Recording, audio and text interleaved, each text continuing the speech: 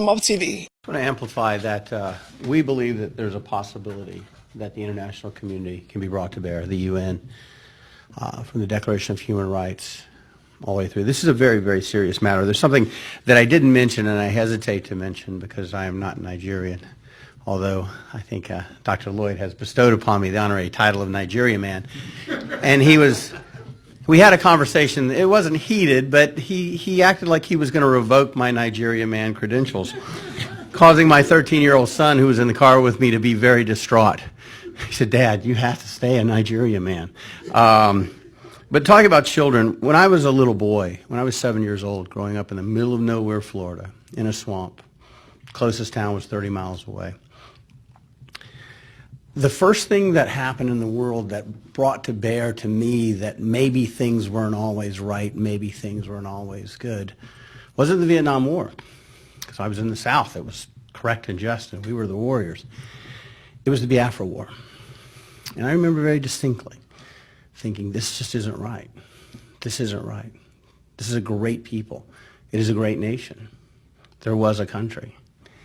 And then later when I learned, something most people don't know, that there is a plausible argument that democracy began in Igbo land. The very first written constitution on this planet was written by the Igbo people.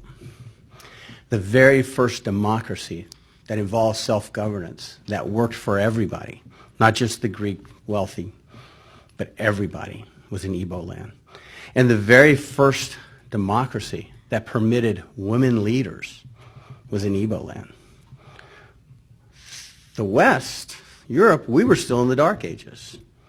And yet the Igbo had figured out a way to have a just and meaningful government and a just and meaningful society and due process and fairness.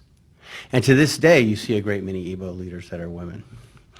So it is my honor to have been able to work with the Igbo community. We are contemplating preparing an appeal to the United States Supreme Court related to the senseless slaughter and what we believe to be the genocide of the Igbo people.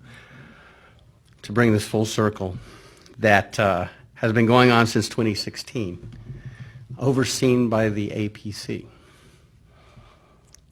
It's not ironic, it's not a coincidence, that the only APC governor in Igbo land is the one the Supreme Court just forced upon them.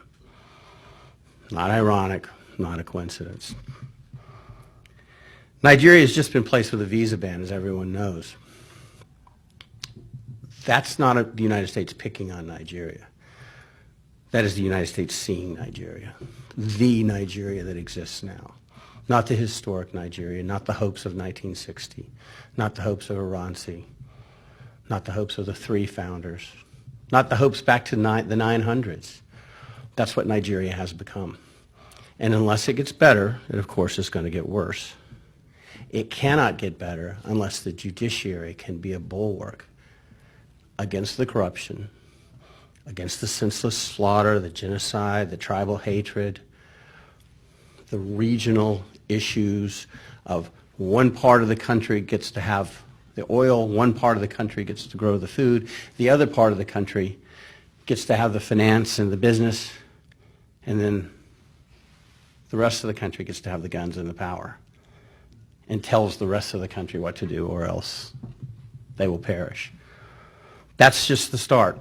And the visa ban is just a start. If you read President Trump's words, compared to what he said about the other nations, it was as harsh or harsher than any other nation.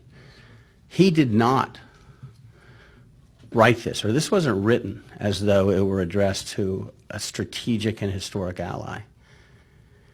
He was tougher on Nigeria in some regards than he was on the Sudan. And Sudan, who has been on the terrorist list for a long time, rightly or wrongly, that's where Osama bin Laden lived. That's where Al-Qaeda was born and nourished and nurtured. And yet, if you look at the visa ban for people from the Sudan, it is hopeful. You can get off of this. In Nigeria, it is far more stern. So the people of Nigeria need to understand this. And the Supreme Court needs to understand. They have an opportunity to correct a wrong. And it is a wrong that is so blatant and so apparent that it is almost the stuff of comedy. but it's gravely serious. It is very, very serious. That's really all that I think we have. We would probably like to open the floor to some questions. We have a handheld microphone if anyone would like to ask any questions. Do you have any questions? Yes. Here. Mob TV.